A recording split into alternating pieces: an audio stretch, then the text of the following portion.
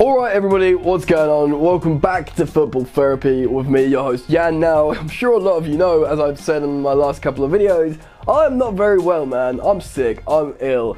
I have got like some head cold, it's gnarly.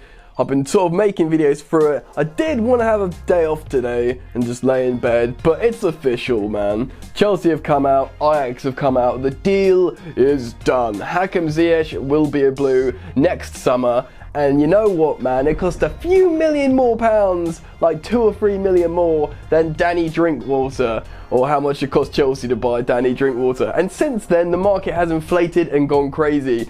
He is being sold to Chelsea for a much lesser price than De Ligt and De Jong, even though he's an attacking player, arguably their best, well, probably their best attacking creative player, and in his prime, 26 years old.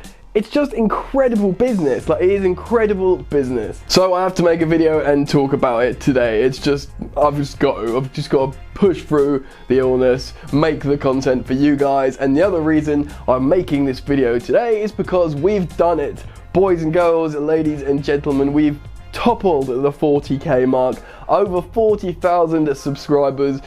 Just superb and joyous scenes here on Football Therapy. So I want to take a moment to thank every single one of you who supported my channel and the content since I made it essentially at the beginning of the season. Really pleased, super humbled. I'm gonna keep plugging on, making content all the time, as long as you guys enjoy it. So thank you very much from me to you. So before I talk about Ziyech today, quick reminder as per usual to subscribe to Football Therapy. If you've not yet done so, please do sub, hit that bell notifications icon, it is important, like the video. Why not follow me on Instagram too, because I do Instagram lives to chat to you lot. Alright, let's get into it. So, it was only like a couple of days ago when Dutch publications, news outlets were talking about this deal, or even before that, a deal potentially being talked about in principle for next summer, but things went from 0 to 100 real quick in the space of 2 days, and then Chelsea and Ajax both announcing it today. It is peculiar how Ziyech didn't get sold over the last couple of years. He's such an amazing player in his prime. You know, Barcelona coming in for Frankie de Jong. I know they want like the Iniesta replacement. Juventus going in for De Ligt. Obviously they're like a proper massive team that are synonymous with good centre backs, so it all kind of made sense. You could argue neither of them are having a great time of it at the moment for different reasons, but Ziyech to Chelsea is absolutely huge. Not only does he post incredible numbers, he's a left footer, he's played at the highest level at the Champions League. The last 2 Champions League campaigns he's performed very well indeed, and somehow Marina Granovskaya has pulled off an absolute banger and getting him for like, what is it, 38 million pounds? It's just blowing my mind, man. In 2020, to get that kind of caliber of player in terms of the numbers he's posting, superb. Like if you looked at Bruno Fernandes and Hakim Ziyech in terms of their both being really sort of influential, positive, forward-thinking players, if you ask me who would cost more, say a few months ago, I'd say, well, it's going to be Ziyech, because he's a forward, he creates as well, like Bruno Fernandes, and he's a dead ball specialist, can score free kicks. It will be Ziyech, but no, he's nearly half as much as Bruno Fernandes. If they got Fernandes for like 60 million or something, whatever. Point being, I want to reiterate, the business is absolutely incredible from Chelsea. Now, I'm not going to talk about the implications of him playing for Chelsea, whether that means Chelsea won't sign Sancho or, do you know what I mean, all this kind of stuff. If you want to get my opinion on that, go watch my previous 2 videos where I do talk about this, what it would mean if we got Ziyech. So my opinion still stands with all of that. I just want to talk about Hakim as a signing for this video moving forward. So Chelsea did announce, of course, today on their website with an article that Ziyech will be joining the Blues next summer, and they finished off with this like quote towards the end of the statistics. In a ranking of the top 8 European domestic leagues since the 17-18 season, so what's that, the last 2 years, 2 years plus maybe. And remember, this isn't top 5, it's top 8, so perhaps easier leagues to be creative and post assists in as well. 8 leagues is a superb sample size. Ziyech is first for assists and chances created, and 3rd for shots taken. So 3rd for shots taken for a number 10 winger is superb. But to be first for assists, league chances created, in a world of absolute superstars. That is insane. Like, okay, you could say, right, he's playing in the Eredivisie, it's not the same quality as, say, La Liga or Premier League, all absolutely true.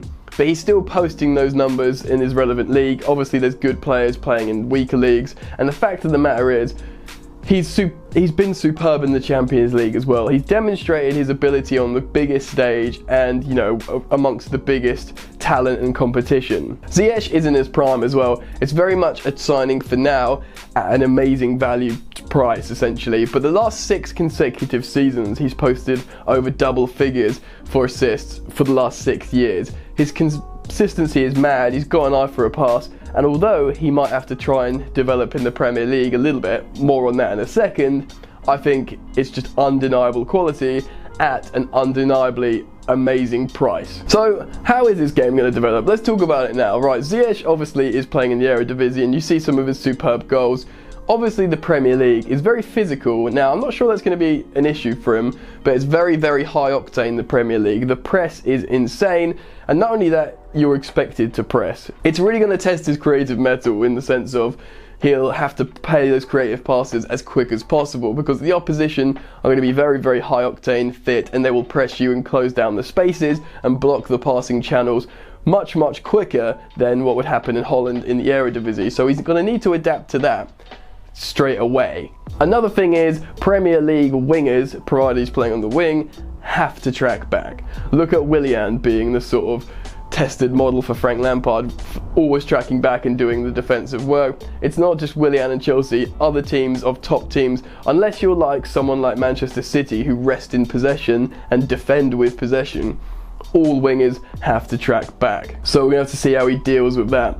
Another interesting thing though, right? We've been calling out, crying out, screaming out for a left-footed attacker, and man oh man, does Hakim Ziyech have a sweet left foot. Really, he's exactly what Chelsea have been looking for in that sense. A super, super, super creative forward-thinking player with a sweet left foot and an eye for goal. But where's he going to play? Is he going to replace Willian? Well, say Willian goes out. Again, I'm not going to put my opinions on ins and outs in this video. Go watch the previous videos. But it would be superb to have him cutting in on his left foot on the right wing. But he played against Chelsea in the number 10 role, and he's played in the number 10 a few times. Now this is really interesting. Maybe Chelsea start Christian Pulisic on the left wing, where he's been really good this season. Callum Hudson-Odoi on the right wing, where he's combined incredibly well with Reece James this season, and he plays Hakim Ziyech in the number 10 role at the expense of Mason Mount starting, who is a very good player and probably will be a big player for Chelsea moving forward, but of course is still very young and can probably play as a deputy to Ziyech. That way I think Chelsea are much, much better equipped to break down these low blocks, which they've struggled to do so much this season. And also, playing him in that number 10 role would perhaps absolve him a little bit of having to track back on the flanks. I'm not saying Ziyech can't do defensive work, I'm just saying this kind of role might offer him the opportunity to do his best work. Obviously this would be in a 4-2-3-1 formation. Perhaps it would be Jorginho and Kovacic, or pick your two in the double pivot with Hakim Ziyech in front, or if it is a 4-3-3, you can play him on the right wing. Either way, he'll be a hugely influential player. Even if Chelsea don't get top targets in the summer, like say Jadon Sancho,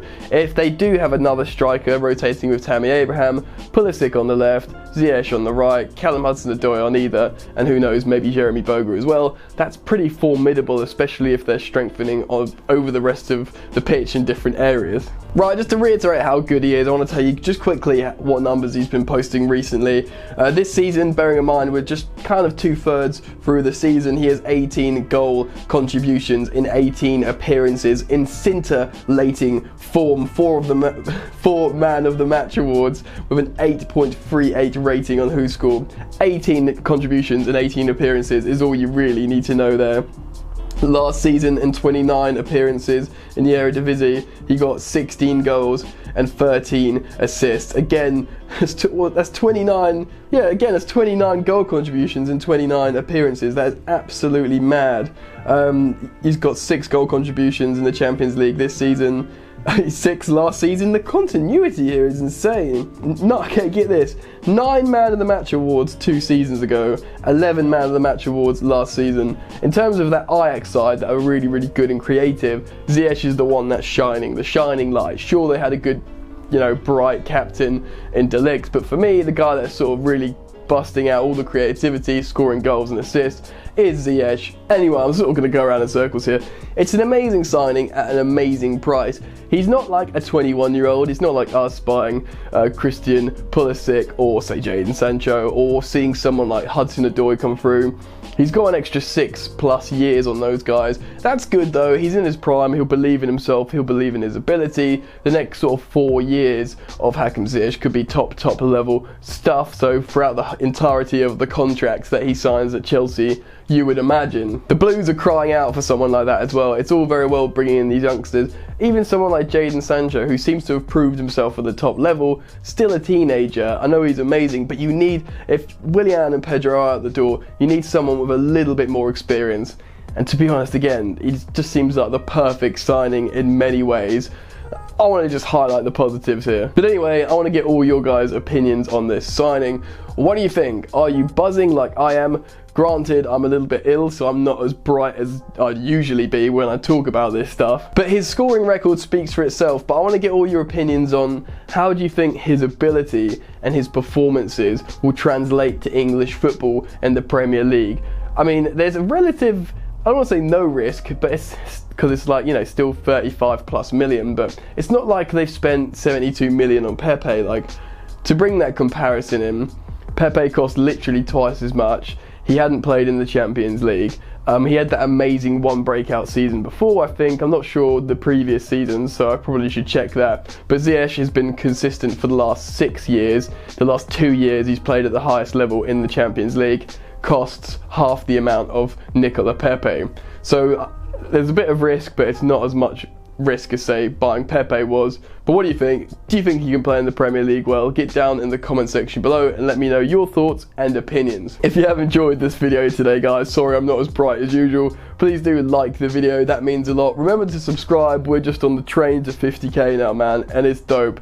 Please do subscribe. Remember, you can follow me on social media at FootballYannick on both Instagram and Twitter. That's it from me, guys. I'm gonna go lie down again. You enjoy the football, and I will see you later. You ain't so tough with that bad boy talk. I'ma get it how I'm living, I'ma walk the walk. Outline my lines, I rap through thought. Body bag the verse, outlined in chalk. In my life seen trouble, hustle on the double. Silence on the trigger like my pick got a muzzle. Yo, chick like to guzzle, bad boy stay in trouble. I only love this paper, sorry I don't. I laugh me, baby.